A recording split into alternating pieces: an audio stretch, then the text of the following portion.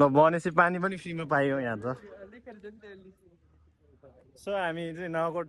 दरबार चाहिँ घुम्न आएको आज चाहिँ पुगेको छैन हामी चाहिँ तलै उतारिदियो के किन होला यार माथि जान दिनु यहाँबाट चाहिँ माथि जानुपर्छ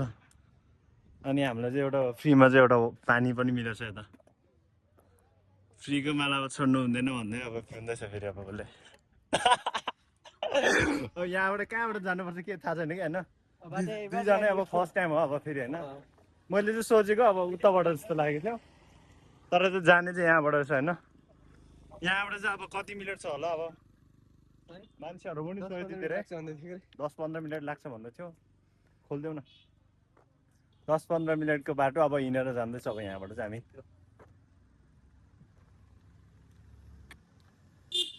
सो गाइस पानी पिएको है पानी पनि यस्तो तातो रहेछ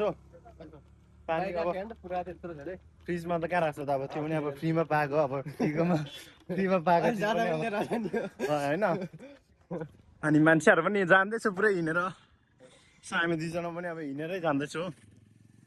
गणेश छ साथी पनि होइन गणेश छ अनि हामी पनि चिया यार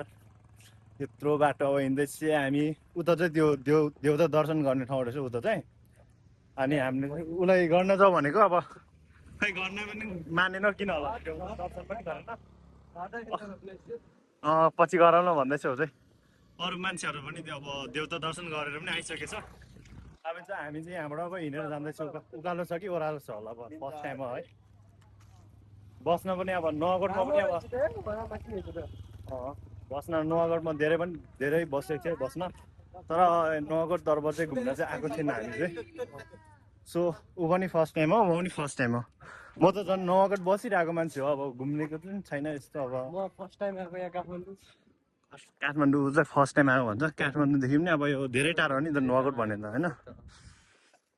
सो अनि हामी चाहिँ नगरकोटको अब नजिकै होला अब पुग्नै आँट्यो होला होइन त्यहाँ माथि जान्छ कि कहाँबाट जान्छ अब खै जाने बाटो पनि थाहा छैन हामीलाई चाहिँ फेरि फर्स्ट टाइम हो कि अब चाहिँ बोट पनि पुरै च्यादैछ पानी त पिएको तातो रहेछ सो गाइज के हुन्छ अब माथि पुगेपछि हेरौँ ल अब यति नै हो भाइ